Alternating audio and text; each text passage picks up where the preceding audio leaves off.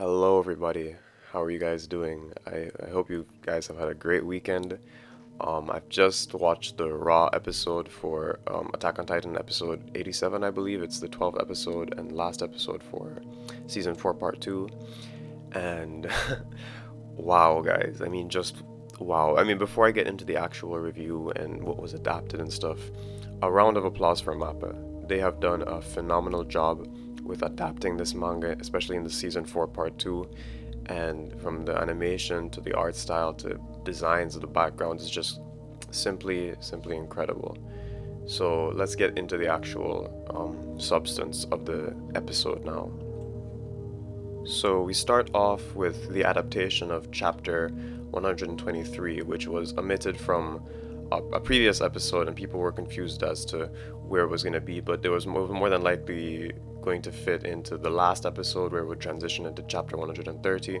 So that chapter has not been cut out, it has just been rearranged, and I think they've done this chapter beautifully. We open up in Marley, the Survey Corps, doing a survey mission in the outside world, and it's a very important moment. It's a very key moment in the many points of Eren's life where he is in the outside world. The outside world he dreamt of, this vast new land.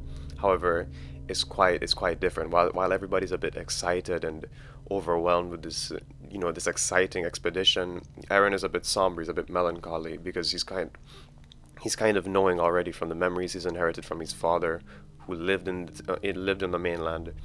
He has this knowingness about him that it gives him this melancholy vibe, this very sad vibe throughout the entire episode, as he knows that this is a place filled with people, a place that will more than likely be destroyed by his actions.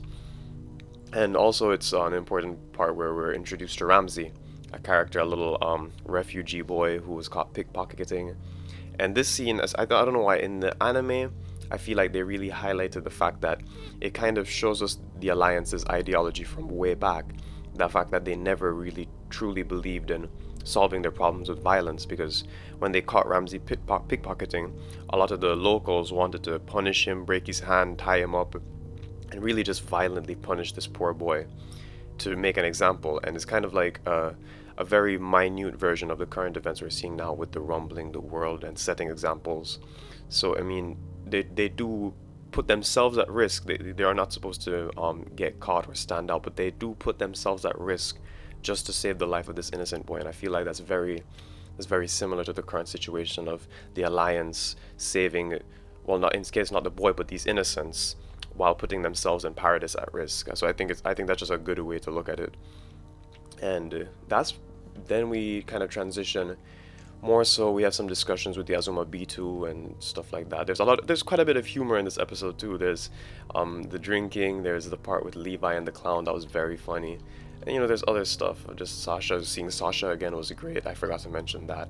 Having Sasha come back for her voice actress it really is like a heart-tugging moment, because she's gone, but her character is such a breath of fresh air, especially in these tense times, that we kind of needed that. So that was really nice to see. And what I was going to say is let's kind of fast forward into the chapter where Eren kind of wanders off on his own as the Azumabito are talking, and he goes to the refugee camp. And Mikasa approaches him. She's trying to kind of almost reprimand him, say, "What are you doing? You're not supposed to be wandering around." But Eren has a tear in his eye. He's really looking sadly at these people and the lives of these people he'll have to destroy. Very similar, these people, refugees gathering in places to live because their homes were destroyed. Very similar to how Eren and Mikasa themselves as children after Walt Maria collapsed. And it is here where, I think Mappa did this moment beautifully. They played a part of Call of Silence, one of the best OSTs in Attack on Titan, in my opinion. And it's here where Eren asks these important, very deep questions.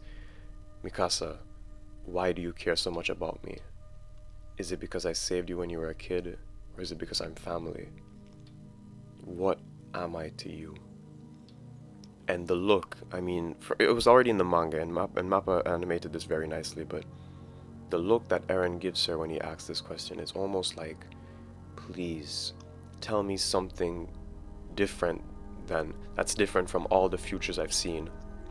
I already know what is going forward, but if you can tell me something that is at least something I cannot predict, you know what I mean, I will change this. And it's I don't really know how to express it vocally, because it's not really expressed vocally or written in the chapter. It's just with Eren's eyes, and he sends, like, you know, they say a picture's worth 1,000 words, and I think this is the case for how they did the look, this longing look of, please tell me something I need to hear. And I want to get back to this moment in regards to Eren's character and what some perceptions of Eren's character are, but that'll be later on as I discuss the other chapter that was adapted in this episode. So of course, Mikasa, this is all too much for her. This is so sudden, so she fumbles the bag and says, your family. But then again, saying your family is a very, very innocent way to say I love you, because, you know, a family is not limited to a brother or a sister. Family could be a husband. Family could be a long lover who, you know, you've assimilated in your family. I mean, I think this is just Mikasa's fumbling, but also still expressing how close, how innocent her love is for Eren. And then we kind of go into the night where everybody comes in, they catch up to Eren, and they get to spend the night with these refugees. And they all begin to drink. Amazing music choice. Actually, I found myself a bit teary-eyed at this part where the music was swelling up as they all partied, drank, enjoyed themselves, got drunk. And it's just this very festive moment, but there's always this hint of melancholy in the background, especially with Eren, as he probably realizes this is the last pure moment of fun I'll ever have to have with these guys before the gears begin to fully turn and horrible things will be set into motion. So just seeing that panel, everybody sleeping together, Mikasa holding Eren, Armin sleeping beside Eren, all three of them, you know, the original trio, and it's just a beautiful scene. That's unfortunately cut short by the announcement of this peace talk about the Eldians, and essentially what happens is that the mainland Eldians and Eldians all over the world are kind of protected while Paradis is thrown under the bus. The Eldians in Paradis have no safety or no voice for them. They're kind of made as the martyr for the world's peace. So they send all their hate to Paradis, and this is the moment Eren decides, okay, I leave. This is the last time they saw him until the attack on Liberio. And then Mikasa has this moment, and this is a really good transition into the next chapter, where she has a moment where she ponders, I wonder if there was any other choice we could have made. Maybe it was set in stone from the start. Still, I can't help but think, what if that day I chose another answer? And it's like, it tackles the theme that Attack on Titan has also tackled multiple times, especially with Eren, is the idea of things being set in stone. The idea that these things were predestined and nothing could have been done to stop it, regardless of how much will of a person or how much actions are taken. One way or another, these events will play out. And we saw a bit of that in chapter 121, with Eren pushing Grisha to kill the royal family. Zeke himself said the past can't change, and of course it wouldn't, because Eren was there to ensure that these events played out as they were supposed to. So an event as horrible as the rumbling essentially had to be played out, regardless of how much Eren wanted to avoid that, or how much the people around him wanted to avoid that or change Eren's trajectory. Something this horrible was inevitable because it was set in stone. And then we have this beautiful transition into chapter 130, where the dialogue is extremely similar. So in chapter 130, we start off with Eren's voice now, almost pondering the same thing. He says, I wonder where it all started. Back there? No. And he's in his mind, he's flashing moments of very key moments. Him under the tree with Mikasa. He flashes of Ymir's pigs, a moment where she probably set them free, and the snowballed into everything currently. It doesn't matter where, and he sees Grisha's face. Even if this was all set in stone from the start, even if this was all what I wanted, everything is still ahead. And once again, it's this culmination of memories. He's trying to figure out where could I trace this back to key moments that affected him. The POV of Falco, him beating up Armin, and looking at his friends when he said, I want you guys to live long lives. And it's here we get the infamous Eren Historia talk, and I believe that it was this chapter that kind of started a lot of the theories, a lot of the predictions for different endings. I think you could really trace A&R, AOT no Requiem. I think its roots could be very well in this, biggest roots could be in this chapter. And however you feel about that stuff, I'm not here to speak on it. I'm not here to judge. I'm no better with what I would expect for different things. So we have this very nice moment of Eren and Historia speaking to each other, and they're talking about the options they have and the choices that they need to make for the sake of the island. And basically, Historia says, whatever the most reliable way to make sure the island lives on, I'll go along with it, whether that is a self-sacrificing way or to kind of reduce herself to cattle, as Eren refers to, the idea of having her become pregnant to bear a new child and continue the cycle of eating, children eating parents and passing on the founding titan using the rumbling and stuff.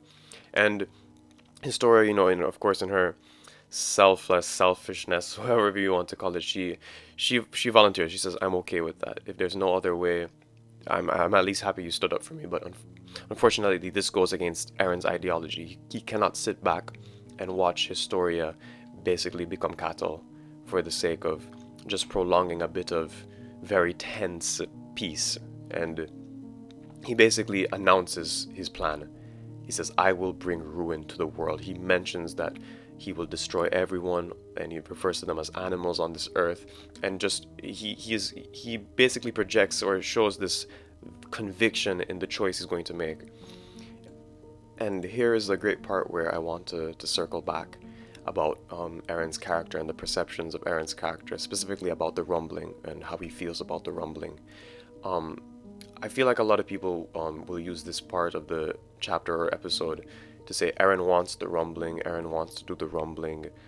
He's 100% sold on the rumbling as a solution, and I have to disagree here. This is where I'd put my opinion here, because if we view these things as chronologically, what Eren told Flock and Historia about the rumbling and to bury the civilization into the earth, it being the only way, and that how he is completely on board and sold with this plan, chronologically, it takes place before the what am I to you moment in Marley with Mikasa. So here we're seeing him in the presence of Flock and Historia. He's extremely pro-rumbling. He's ready to push the rumbling. He's ready to say that this is the only way to go about it and I won't change my path. However, later on in Marley with Mikasa, the way he speaks to her, the way he looks in her eyes and asks, what am I to you? It's almost as if he is ready to drop everything and to proceed with the life he wants going forward, a different life, something completely detached and from the rumbling. I just think that it's a good moment to look at these things chronologically and where Eren's actions are in the point of the story. So even after saying those things to Flock and Historia, his actions, his eyes, what he says to Mikasa tell a completely different thing. The face, the eyes of when he confessed and when he said, what am I to you, to Mikasa, those are not the eyes of somebody who is 100% sold on this genocide, this mass extinction. Those are the eyes of somebody who's looking for a way out, looking for something different than what's ahead. I thought I'd mention that. I feel like I'm going to get some hate for that in the comments, but we're all entitled to our own opinions on characters. That's the beautiful thing about interpretation. So while we're on the topic of characters, the convictions characters have, we see a beautiful moment for my girl Historia. I love Historia so much. And she basically says, you are mistaken. Not everyone outside the island is our enemy. Of course, now she's just advocating for the fact that there are innocent lives that will be trampled. She makes a reference back to Eren's mother and how she was killed wrongingly and, not understanding the reason why. And of course, Eren is, he's adamant. He does not want to continue this cycle of cattle and children eating parents. But Historia is she's not wavering yet. She is saying, if you do this, I will not be able to live with myself, because she made a conviction to herself and Ymir that this is not the way she wants to live her life. And Eren proposes the fact that I can change your memories, just stay quiet. And then he brings up a very important moment, for a good moment in both of their relationships, where he says, you're the girl that saved me that day, the worst girl in the world. And that harkens back to the incredible moment in season 3 where Historia saves Eren, and in a twisted way, this is Eren's moment to save Historia. So really good moment. Now we transition into a discussion with Zeke. A very good moment where Zeke is essentially saying, no, I have not heard of anything that is a disease to the Ackerman clan, or anything that shows ingrained behavior, or the fact that there's a host and protecting relationship. It's all made up. And first, this is a very important moment for, I think it shows how strong Mikasa's love, or how pure Mikasa's love is, to make a nihilist like Zeke, somebody. We've seen Zeke's perspective, especially in the later chapters going forward, how Zeke perceives these things such as love and life in general, and the value he has for these stuff. But for him to say, do you want to know why she shows you so much kindness and affection? I think she just likes you that much. It's absurdly innocent. It's such a... Imagine the way Eren described Mikasa's love to Zeke for him to come to that conclusion. That's just very interesting to think about. I wish we would have seen it, but some things are better left unsaid. So going forward, Eren is in the episode, they make this very nice transition where they say, so Eren. Both Historia and Zeke kind of transition this, so Eren, what is this decision, or what do you think about this? And essentially Eren is kind of saying, I don't care what would happen in that case, because I only have a short amount of time to live. What I'm worried about is the lives of my friends going forward. And then if there wasn't enough of a solid motive for what Eren is doing right now, they just bring it back one time. I want them to live long, happy lives.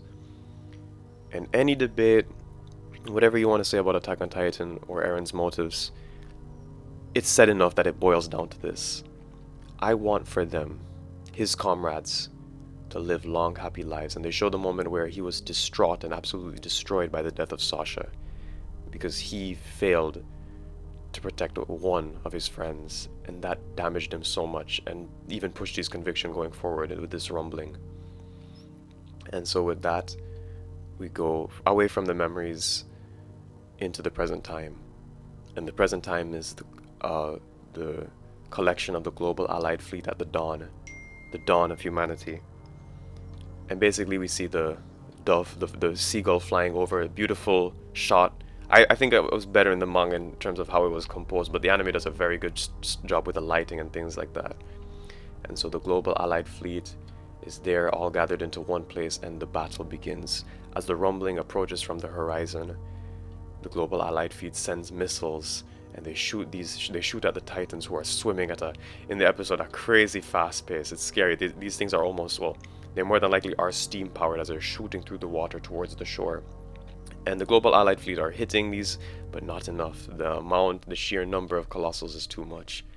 And they pass by the global allied fleet, they defeat them, and then we get this shot of the Titans rising up from the shore. And I think once again in the manga it was a little bit more cryptic and scary, but the anime did a good job of the Titans rising forward, and it is simply a hauntingly beautiful imagery. Of course, art-wise, Mappa nailed it, but in the context that these are monstrosities, these absolute weapons of war, going onto the coast as these futile attempts to deter them and kill them is not working at all. And so the soldiers abandon their post, they're running for their lives to safety, and they turn around and they get a glimpse of the attack Titan and the monstrosity that Eren has become. That innocent boy, I mean, from the transition into the ending scene, the face we see of the attack Titan going back to Eren, young Eren, kids Eren face in the ending, it's such a heartbreaking transition, because look how far this boy has corrupted himself to bear the hatred of others. This is the product of hatred itself.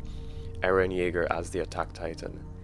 And then we get of course the iconic moment of Carla being eaten in front of Eren, and where Eren's initial rage and conviction of destruction came from this moment. He says, I'm going to destroy them, every last one of these animals that's on this earth.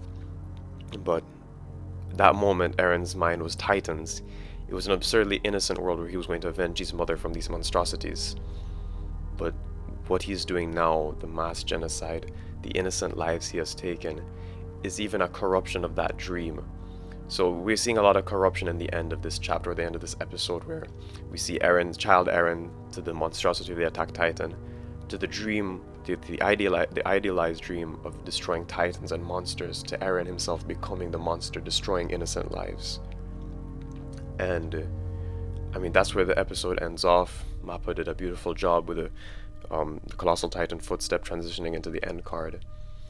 And what I want to talk about, very happy news, we got a part 3 confirmed.